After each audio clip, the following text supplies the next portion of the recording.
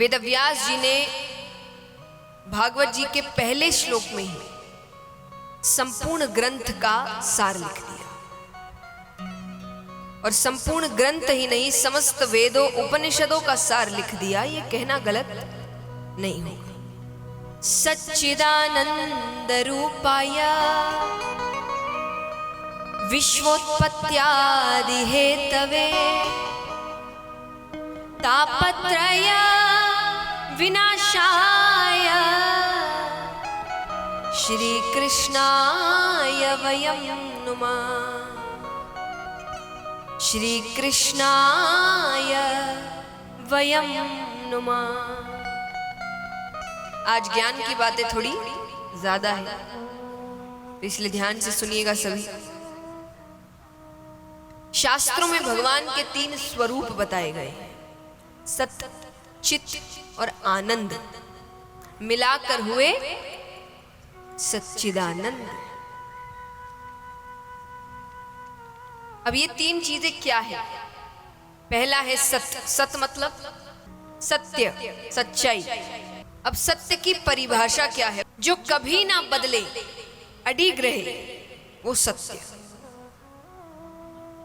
सत्य कभी बदलता नहीं है, कुछ भी हो जाए, कोई भी परिस्थिति हो, कैसा भी समय हो, कोई भी सामने व्यक्ति हो, सत्य कभी बदलता नहीं। झूठ बदलता रहता है। इसीलिए कहा जाता ना, एक झूठ को छुपाने के लिए 100 झूठ बोलने पड़ते हैं। क्यों बोलने पड़ते हैं? क्योंकि वो बदलता है ना। एक ही झूठ आप हर जगह नहीं घुमा सकते। परिस्थिति बदलेगी तो झूठ को थोड़ा बदलना पड़ेगा। हर व्यक्ति को एक झूठ नहीं बोल सकते, उसके हिसाब से भी झूठ को बदलना पड़ता है। इसीलिए एक झूठ को छुपाने के लिए 100 झूठ बोलने पड़ते हैं। कलयुग में तो 1000। पर सत्य बदलता नहीं है। वो कुछ भी हो जाए, वो हमेशा एक ही रहेगा। तो आश्रय किसका लेना? सत्य का। तो इस पूरे ब्रह्मांड में सत्य क्या है, या सत्य कौन है? भगवान। भगवान कभी भी बदलते नहीं। आप और हम यहां नहीं थे तब भी वे थे, आप और हम यहां हैं तब भी वे हैं, और आप और हम यहां से चले जाएंगे तब भी वे रहेंगे। वो कभी भी बदलते नहीं है। तो आश्रय भगवान का ही लेना। संसार का आश्रय लेकर क्या फायदा? संसार तो हर पल बदल रहा है, बदल रहा है। कई लोग कहते हैं कि आप कहते हैं कि भगवान सच है और संसार झूठ है, तो संसार पर दिखता है, भगवान तो दिखते भी नहीं। तो सत्य की परिभाषा ये तो कभी नहीं है कि जो दिखे वो सच है। क्या सत्य की परिभाषा में ये कहीं लिखा है कि जो दिखे वो सच? कई बार आंखों देखी बात झूठी पड़ जाती है। सत्य की परिभाषा तो है कि जो बदले ना। और संसार हर पल, हर वक्त, हर क्षण बदल रहा है। हम बदल रहे हैं, और कब बदल रहे ये भी नहीं पता चल रहा। ये बदलाव इतनी जल्दी हो रहा है। यहां इतने भक्त बैठे, एक बात बताइए मुझे, कोई भी महीना बता दीजिए, या साल बता दीजिए, या हफ्ता बता दीजिए, या दिन बता दीजिए कि इस हफ्ते या इस दिन या इस साल, इस महीने हमने अपना बचपन छोड़ दिया। बचपन तो छूटता चला गया। कब जवानी आ गई, कब बुढ़ापा आ जाएगा, और फिर लगेगा जिंदगी भर क्या किया। यानी बदलाव इतनी जल्दी हो रहा है कि व्यक्ति को पता भी नहीं चल रहा। तो संसार इतनी जल्दी बदल रहा है, हमारे आश्रय बदल रहे हैं। हम तो बदल ही रहे हैं, हमारे आश्रय भी बदल रहे हैं। एक छोटा सा बच्चा है, उसके सामने 1 करोड़ रुपए रख दो और कुछ खिलौने रख दो, वो क्या उठाएगा? जोर से बताइए। खिलौने। आप क्या उठाएंगे? पैसा। अब मान लीजिए वही व्यक्ति है, उसका बुढ़ापा आ गया है, ज्यादा समय बचा नहीं उसके पास। अब उससे कोई कहे कि उसको 10 करोड़ रुपए दिए जाएंगे, या ये पूर्ण समय उसे उसके परिवार के साथ दिया जाएगा। वो क्या चुनेगा? परिवार। यानी एक ही जिंदगी में 3 बार आश्रय बदल गए, बदले, पर इसी जिंदगी में एक ऐसा आश्रय था जो कभी नहीं बदला। कि एक छोटे से बच्चे को सिखाते हैं जय जय करो तो वो हाथ जोड़ लेता है, और व्यक्ति बुढ़ापे तक भगवान का नाम, देखिए भगवान का नाम तो व्यक्ति लेता है और हर व्यक्ति लेता है। मैं हमेशा कहती हूं कि भगवान के नाम की सुंदरता ऐसी है, या भगवान इस पूर्ण रूप से हमारे चित्त में विराजमान है कि भगवान को नहीं मानने वाला भी परेशानी में भगवान को याद करता है। कैसे? कि मान लीजिए कोई व्यक्ति नास्तिक है, भगवान को नहीं मानता, लेकिन जब परेशानी में होता ना, उसके मुख से सबसे पहले क्या निकलता है? हे भगवान। ये अंग्रेजी में भी कहेगा तो क्या कहेगा? ओ गॉड। यानी नहीं मानने वाला भी परेशानी में किसको याद करता है? भगवान इस तरीके से आपके अंदर बसे हुए हैं। कहते हैं ना हर व्यक्ति में भगवान है, इसीलिए है। तो आश्रय किसका लेना?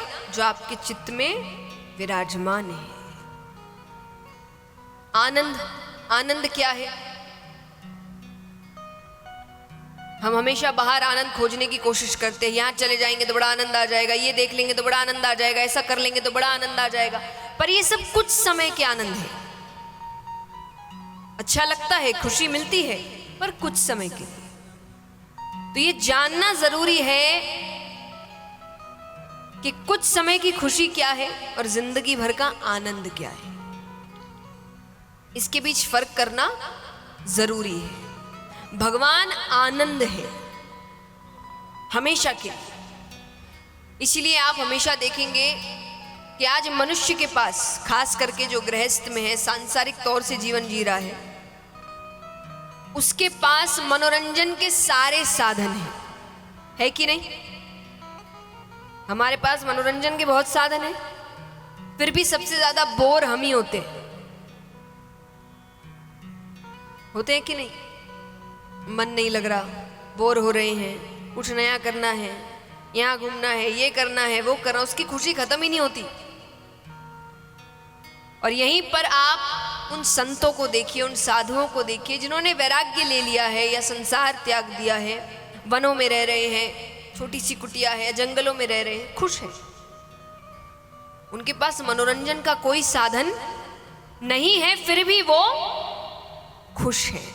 इसका मतलब ये नहीं मैं आपको कह रही हूं घर बार छोड़ के जंगल चले जाओ, नहीं, बिल्कुल भी नहीं। मैं आपको मानसिकता बता रही हूं। उन्होंने भगवान को समझ लिया, इसलिए कुछ नहीं होके भी वो खुश है। और हम भगवान से दूर हैं, इसलिए हमारे पास सब कुछ है, लेकिन फिर भी हम दुखी हैं। तो असली खुशी भगवान में है, असली आनंद परमात्मा में है। भक्त अकेला भी खुश होता है, उसको आप अकेले छोड़ दो, खुश है। क्यों? क्योंकि वो हर वक्त भगवान के साथ है। तो इसीलिए यहां पर आनंद भी भगवान को बताया गया है। सत्य, चित्त और आनंद, इन 3 चीजों को जो समझने की कोशिश करता है वो अंत में भगवान के ही करीब जाता है, क्योंकि भगवान ही ये 3 स्वरूप है। इसीलिए उनको कहा गया है सच्चिदानंद रूपाय। भगवान का रूप है सत्य, चित्त और आनंद। तापत्रय विनाशाय श्री कृष्णाय वयम नुमः। 3 तरह के ताप है, दैहिक, दैविक, भौतिक। भगवान कृपा करे तो तीनों तरह के तापों से हमें मुक्त करते हैं। अब भक्त सोचे कृपा करे कैसे? ऐसा क्या करे कि भगवान मान जाए? तो संत बताते हैं कि भगवान ऐसे तो सर्वशक्तिमान है, लेकिन एक कमजोरी है। क्या कमजोरी है? भगवान भक्त को रोते हुए नहीं देख सकते। भगवान कहते हैं सन्मुख होए जीव मोहे जबहि। एक बार वो मेरे सन्मुख आ जाए, मुझे रोकर पुकार ले कि हे नाथ मैं आपका हूं, कि सन्मुख होए जीव मोहे जब ही जन्म कोटि अदना सही तब ही, उसके जन्मों जन्मों के करोड़ों पाप में वहीं खत्म कर देता। इतने दयालु है भगवान। तो इस प्रकार भगवान के स्वरूप के बारे में बताया गया है।